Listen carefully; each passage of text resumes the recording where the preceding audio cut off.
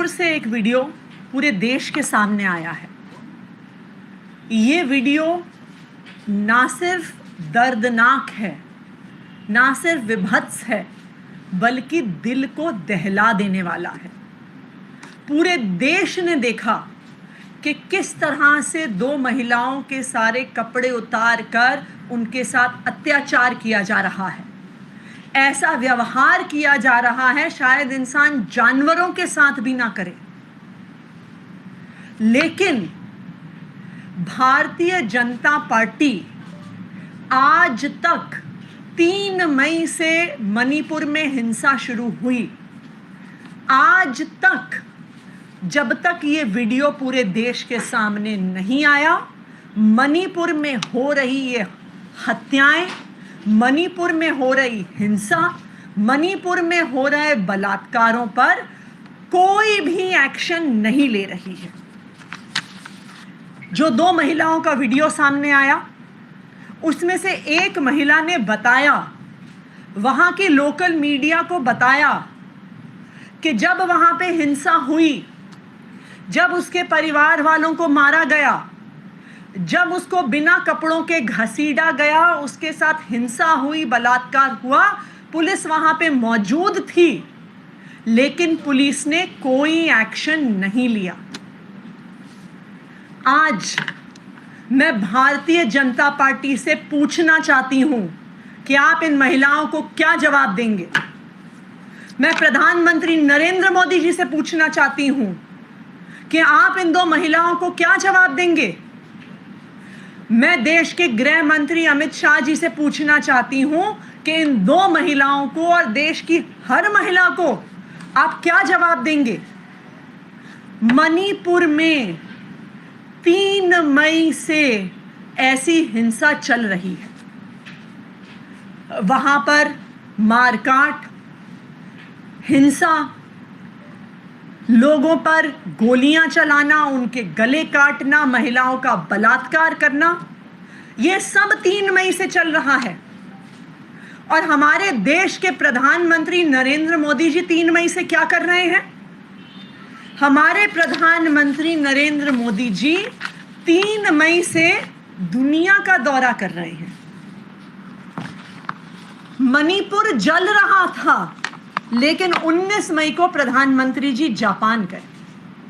मणिपुर जलता रहा, महिलाओं का बलात्कार होता रहा, लेकिन 21 मई को प्रधानमंत्री जी पापुआ न्यू गिनी गए, क्योंकि वहां की समस्याएं सुलझाना तो मणिपुर से ज्यादा जरूरी है।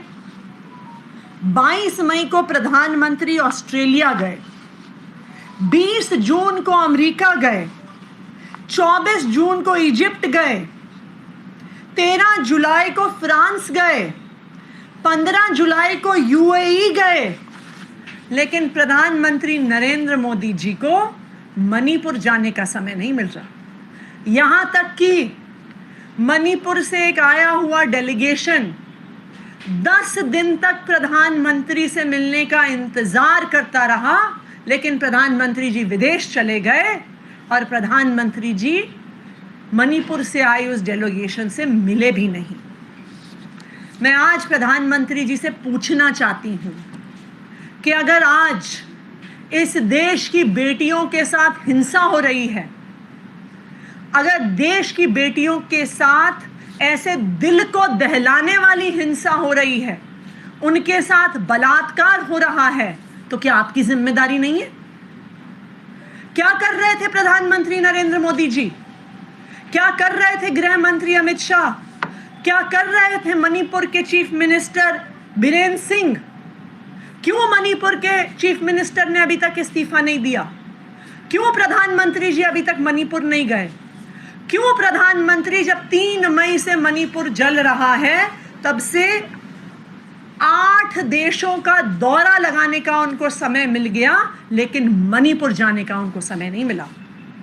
शायद इसका यही कारण है कि भारतीय जनता पार्टी को लगता है कि महिलाओं के साथ हिंसा से क्या फर्क पड़ता है, महिलाओं के साथ बलात्कार से क्या फर्क पड़ता है। भारतीय जनता पार्टी के पास तो खुद ही अपनी पार्टियों में बलात्कारियों की इतनी लंबी लिस्ट है, चाहे वो कुलदीप सिंह सेंगर हो, चाहे वो गुजरात के मंत्री रूरल डेवलपमेंट मंत्री अर्जुन सिंह चौहान हो, चाहे वो मध्य प्रदेश के भारतीय जनता पार्टी के नेता किशन राय का बेटा ध्रुव राय हो, या वो अभी न्यूज़ में रहे बृजभूषण शरण सिंह हो, या वो शांतिलाल सोलंकी हो, भारतीय जनता पार्टी में ऊपर से लेके नीचे तक महिलाओं से हिंसा करने वाले, महिलाओं से दुर्व्यवहार करने वाले और महिलाओं का बलात्कार करने वाले नेता भरे हुए हैं। और इसीलिए भारतीय जनता पार्टी को कोई फर्क नहीं पड़ता कि मणिपुर की बेटियों के साथ क्या अत्याचार हो रहा है। आज कह रहे हैं कि हम उन लोगों को अरेस्ट कर लेंगे, लेकिन जब 1 महीने से मणिपुर की मीडिया बार बार रिपोर्ट कर रही थी कि महिलाओं के साथ बलात्कार हो रहा है, गैंग रेप हो रहा है, तो कहां थी मणिपुर की सरकार? कहां थे देश के गृह मंत्री अमित शाह? कहां थे देश के प्रधानमंत्री नरेंद्र मोदी जी? आज देश की बेटियों की तरफ से, देश की महिलाओं की तरफ से मैं प्रधानमंत्री नरेंद्र मोदी जी को कहना चाहूंगी कि आपको देश की बेटियों को जवाब देना होगा, मणिपुर की बेटियों को जवाब देना होगा। इस हिंसा के लिए, इस दर्दनाक घटना के लिए सिर्फ और सिर्फ प्रधानमंत्री नरेंद्र मोदी जी जिम्मेदार हैं।